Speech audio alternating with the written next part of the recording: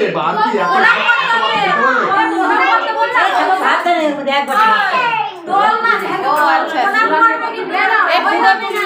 ঘুরে ঘুরে দাঁড়াও, তুমি এইদিকে দাঁড়াও, আমি তো ভিডিও করছি।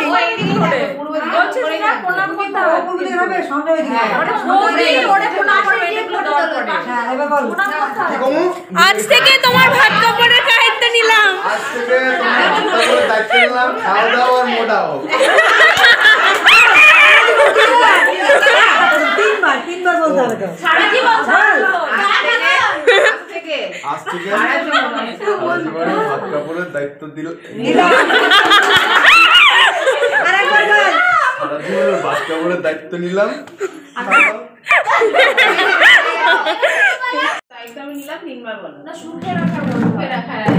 জোরে বলো, শুনতে পাচ্ছি না তো। দায়িত্বটা সুখে রাখা। হ্যাঁ ঠিক আছে, ওটা কইছি সুখে দায়িত্ব ভালো রাখলে যাবে সব। আশীর্বাদ কর, আয়ুষ্মান ভব।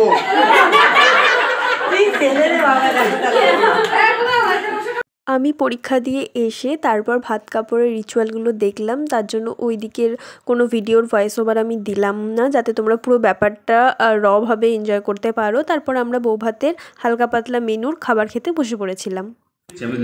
আমাকে একটু দে, তুই চলিয়ে দেখা। আমি দাঁড়া এতক্ষণ খাওয়ার লোক পাই না, ভাঙো এটা ভাঙো, ছাড় ছাড়, যা করিস করিস, মাছটা আমি খাইনি, তোরা মাথা নিয়ে কামড়া কামড়ি কর। চারাগুলা চিবা তোরা। একটু দে,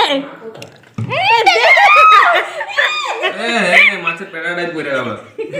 বেশ, মাছের মাথা টাথা খেয়ে ঝগড়া ঝামেলা করে যথারীতি আমি বাড়ি চলে এসেছিলাম। রেডি হতে হবে, কারণ রিসেপশনটা খুব ছোট্টখাট্টোভাবে ঘরোয়াভাবেই হচ্ছে, সেটাকে অ্যাটেন্ড করতে হবে। তার পরের দিন আমার আবার পরীক্ষাও আছে, সেটাও মাথার মধ্যে একদম চলছিল। তো আর কোনো ক্লিপিংস এখানে নেওয়া হয়নি, আমি রেডি হয়ে গেছি, আর কোনো মেকআপ টেকআপ কিছু করিনি, জাস্ট লিপস্টিক আর ওই শাড়িটা নতুন নিয়েছিলাম, তাই শাড়িটা পরতেই হতো, তাই শাড়িটা পরেছি। পরে ভাবছিলাম শাড়িটা না পরলেও বেটার হতো, কারণ আমার যা টেনশন চলছিল মাথার মধ্যে।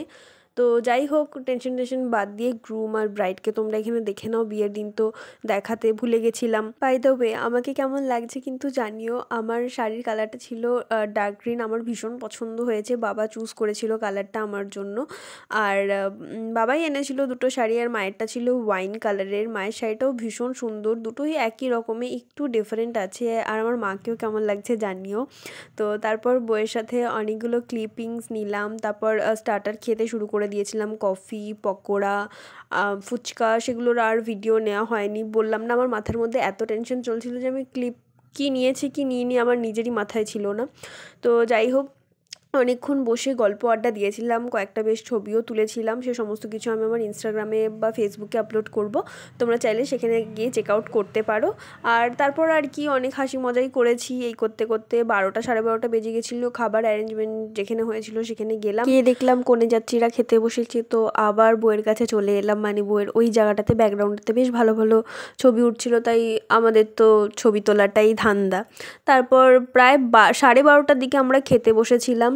আর খাবারের মেনুটা আমি দিয়ে দেবো, তোমরা চাইলে পজ করে পড়ে নিও। খাবারের মেনুতে যেহেতু অনেক রাত হয়ে গেছিলো না, অনেক আইটেমই ছিল, কিন্তু খুব একটা বেশি কিছু খেতে পারিনি। আমি শুধুমাত্র ওই বেবি নানটা খেয়েছিলাম, যেটা আমার খুব ভালো লেগেছিলো। আর খেয়েছিলাম হচ্ছে পাবদা মাছটা আমার খুব ভালো লাগে। আর চিকেন খুব একটা, যেহেতু প্রতিদিন খেয়েই থাকি সচরাচর, ওই জন্য চিকেন খাইনি, এক পিস জাস্ট খেয়েছিলাম।